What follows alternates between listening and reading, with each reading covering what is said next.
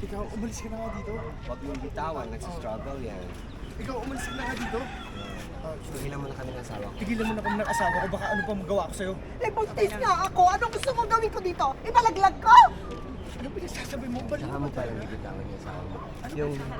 Yan. Ano pinagsasabi mo? Baliw ka ba talaga? Oh, sorry.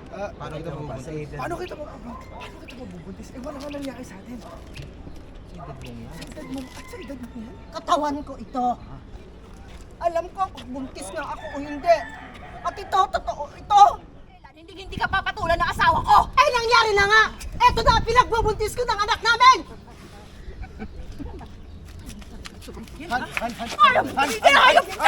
Han, walang kwenta kung papatulan mo pa yan, Han. Baliw nga, di ba? Maski anong sabihin niya, walang makikinig sa kanya. Mabuti pa siguro, Han, isipin na lang natin yung anak natin. Okay? Okay? At ikaw, ha? Umalis ka na dito. Layuan mo yung asawa ko. At huwag ka na magpapakita sa amin. At anong gusto mong gawin ko? Ibalaglag ko ito. Ano sinasabi mo? Baliw ka ba talaga? Ano ba sinasabi mo? Baliw ka ba talaga? Paano may mangyayari sa atin? Eh, wala. Sorry. Paano kita mabubuntis? Wala nga nangyari sa atin. 5, 4, 3, 2, action. Ano sinasabi mo? Baliw ka ba talaga? Paano ako mabubuntis kung wala naman nangyari sa atin? At sa edad mo yan? Jeron, katawan ko ito. Alam ko kung buntis ako o hindi.